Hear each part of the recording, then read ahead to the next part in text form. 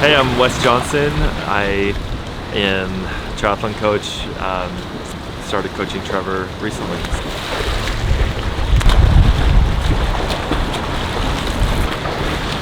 Yeah, short term, he's from a lot of his competitors. He missed a lot of those years where they all grew up doing swim team or hours and hours of 20 hours a week of swimming. We didn't have all that, so we're never going to catch up to that amount of swimming.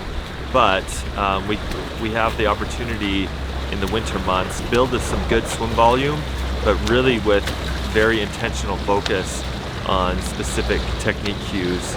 And having coaches on deck like Justin and me, we can really work on some specifics and fine-tune, what he needs to do while he's increasing a lot of swim volume. Work on just do that drill. So really open it up, pause for a full second above your head, and then enter. It really evens you out on both sides. Okay. And we just kind of want to work on that. You want me to do it going down? And then coming back, try to just stick to that same stroke, but no pausing. Yeah. Okay.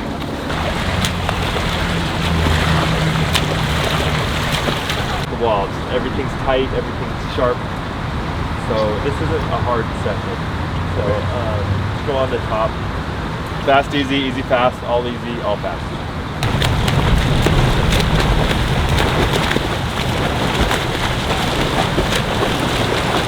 As I've only been working with him for not super long, I'm learning a lot every single week. So every single week I'm learning about what kind of training load is best for him, how he recovers from swimming, and I think the swim affects him a lot differently than pure swimmers that swam their whole life growing up. So we also have to balance how it's affecting his bike and run training and how it's affecting the balance from day to day.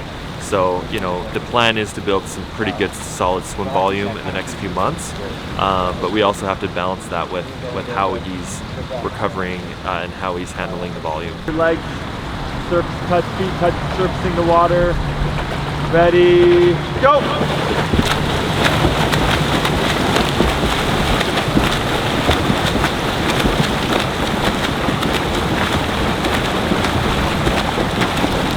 Like race pace, but before that you're just building up to it. So it's not going to be a hard interval at all. So we're going to just go a little faster on every segment. So we're going to do 4 on 135, 3 on 130, 2 on 125, 1 on 120. Okay? Okay, ready, go.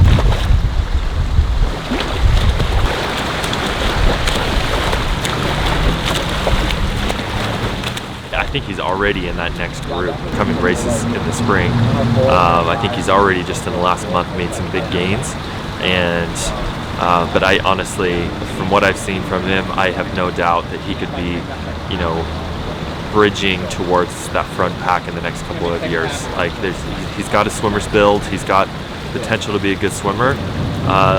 So we just got to fine tune and work on some building up that volume and also fine-tuning his stroke a little bit more.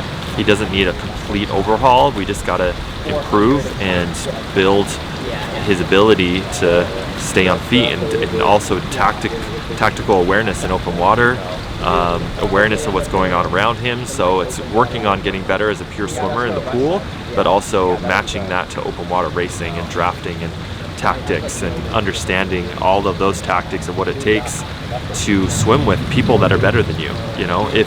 If we are with a pack of swimmers that are up to even 12% better than him, we should be able to stay with them. And if we're not, we're making tactical errors in the water.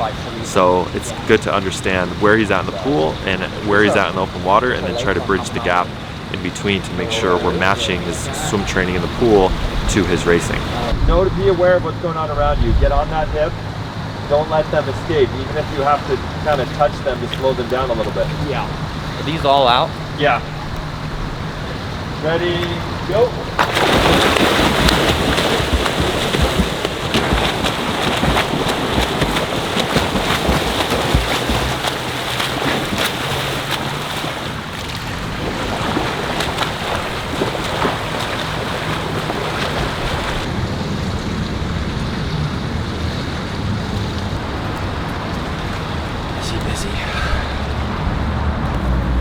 How'd that feel?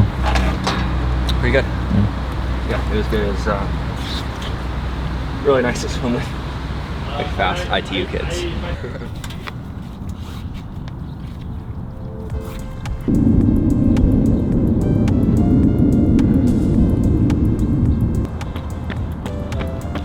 Hey Wes, I'm good till like 10:40, so yeah. Alright, going from swimming to running. It's the hardest brick. The only reason we're doing it as a brick is because I have stuff to do, but it's a hard brick. No, it's okay, because when we're matching the two together, like short sessions, like when they're two high quality sessions, I would rather separate them by 5 hours. But when they're two sharpening short sessions, I think putting it together is smart. They allow more downtime later. Yeah, exactly that. Don't have all that. Yeah. Chill. Remember on that one to get the, so you can keep the one. Yeah. What's the full workout, Wes? It's 1 mile. And just 1-800, and then two 4s and 2 2s. So it's really just enough to feel the pace and stimulate, feel the pace at the beginning, and then just sharpen from there.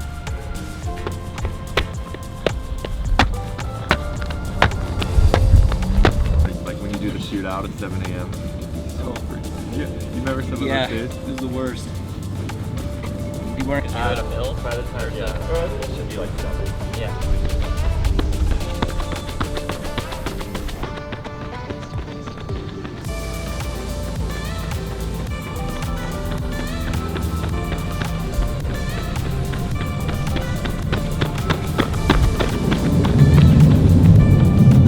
This town, so you've seen the graveyard. Yeah. This 1600, let's start it just like a little bit conservative, so no 80s. Yeah, because we're gonna do some faster stuff, as we progress, and I don't want it all to be. You're gonna feel good, and so you can easily just rip, and it's gonna for a 1600 at 70.3 pace, it's gonna feel easy. So think of like going like a 108, 109, 108.9 pace. So it's like 10 to 15. Like 5, 10, 15. 109.50 is like 520s. Yeah, okay. So like a 515. Used to be 79. You're gonna do 800 to 515. I could do the 1600, but I'm going conservative. You could.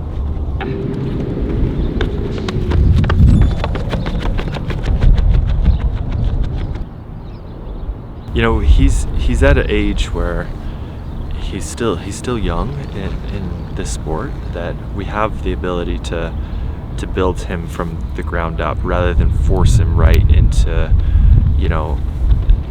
what he should be doing in his 30s. He's in his more like mid-20s, so now we gotta focus on building fundamentals, carrying his strengths from his track days, the speed that he has, and not totally losing that by going straight to the full distance. A lot of athletes will go to the full distance and they'll lose speed, and they won't build the necessary fundamentals to be really good at triathlon. They may get still really good at triathlon, and he would have, with his other approach, still been solid. But if we want to be the best in the world, we got to nail the fundamentals.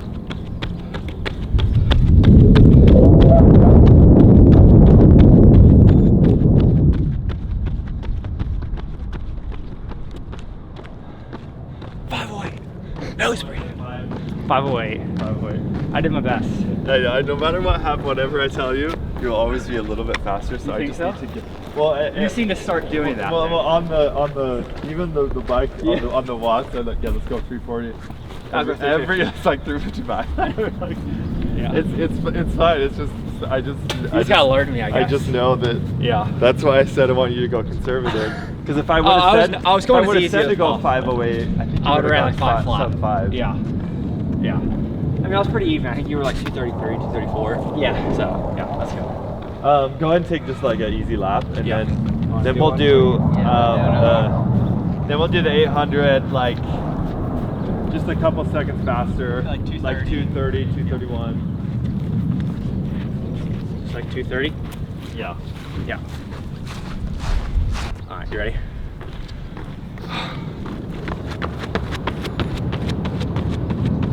Where the best of the world have come from, and for the majority, they're all from short course racing. And so, you know, that they're so fast in the water transitioning to the bike, you know, the run off the bike doesn't affect them as much as others. So their regression rate of running off the bike is a smaller percentage than their open run time than, you know, a pure runner that comes into the sport. So we have to develop these abilities in triathlon to really be strong, you know, in all three. He needs to, you know, have the mindset that he is a swimmer. He's not someone that didn't grow up swimming. He has to acknowledge, like, I am a swimmer now, and be confident about that. And the same thing on the bike. I am a cyclist. I'm strong on the bike. I can compete on the bike, and he has that mindset with bike and run. But we need to, you know, have that same psychology on the swim and carry that into racing, and that confidence into racing, and more just racing experience. You know, we can only race so many Ironmans, but we can do a lot of short course racing, or even, you know, Olympic distance or 70.3s to just become a better racer. And with the short amount of time he spent in short course, it helped a lot. I'm glad he's at least spent some time doing that. And now, you know, with training, even if he does several Ironmans this year, we can still nail the fundamentals in his training and do what's necessary to build him up, and have some patience, but build him up to where he can eventually be the best in the world. And I truly think that Trevor has the ability to be the best of the best, but it's not rushing the process. We need to start doing the things the small details of the things he needs to do now to be the best years down the road. All that being said, I think he can make huge leaps and bounds this next year, to be contending with some of the best in the world and continuing the progression of what he's already built in the sport.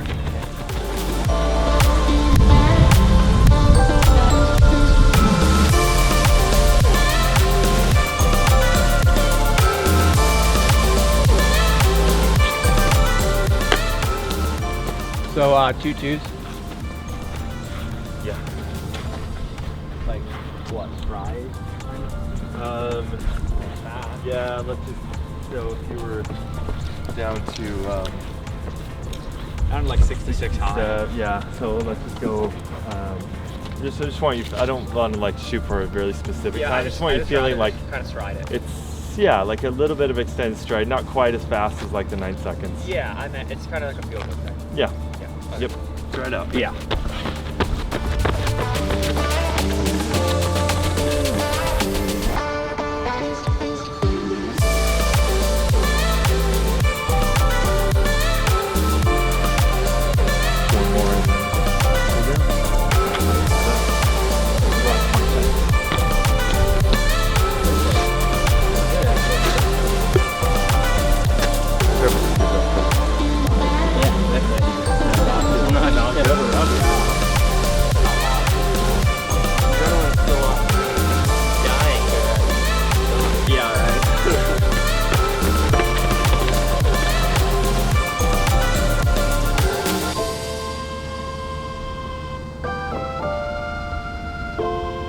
Getting him back to his full potential in running, it's going to come down to balancing everything right. You know, whether it's in training or in racing. I think in racing there's been some over biking going on, which doesn't allow him to reach his full potential getting onto the run, which sometimes it can pay off if you're really breaking it way ahead of everybody. But the way the bike packs are these days, we don't necessarily need to overbike. We could be, you know, potentially 5 minutes faster on the run if we pace the bike right. But I think it also applies to training.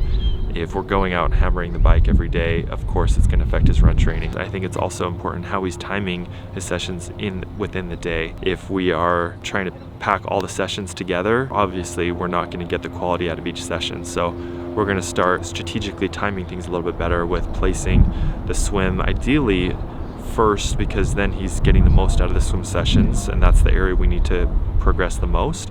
So if that's done first when he's fresh, and then I have a little bit of a 5-hour rule between quality sessions. So if we can have our next quality session at least 5 hours later with a lot of downtime, feet up, we're going to get much more out of that session. And so I think a lot of it is balancing things correctly, day to day, training cycle, within the training cycle, within the week, balancing the training correctly so we can get the most out of each session, and then also balancing it correctly in racing and having a good plan on the race to not overbike, to allow him to reach full potential to cross that tape at the end of the run.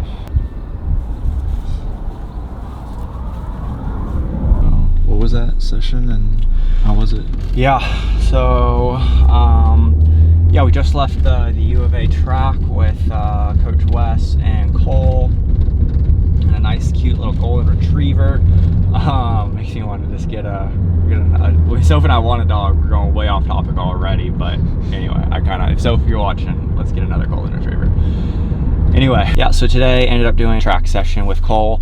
Basically just did mile, 800, 2 400s, 2 200s, just kind of like feeling good. Ran about 5 minutes for the mile and the 800, and then just about 5K pace, 67s for the 400s, and just kind of striding out on the 200s, about like 29s each. We ran right after the swim, so that never feels great, but I ended up actually feeling pretty good. And now we're on our way to actually Sophie's work, Stretch Labs, to get a nice little recovery stretch in. Matt and Kelly, they own Stretch Labs. They're gracious enough to let me come in, get some stretches every once in a while.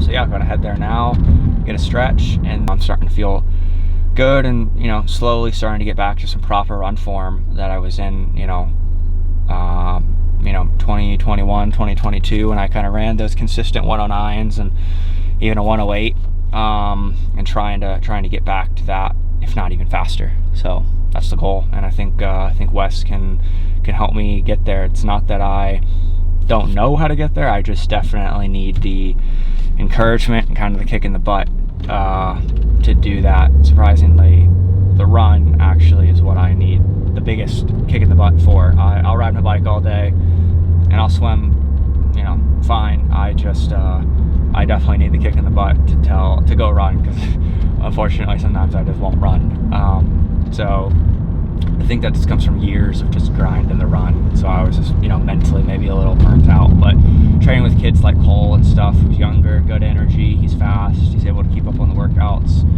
It's great for me, because it's fun. It keeps it lighthearted. It's good energy, and I think soon we'll have a couple more younger guys out there, and hopefully I can provide a decent example for them, and have a good little squad. That years from home till I found you.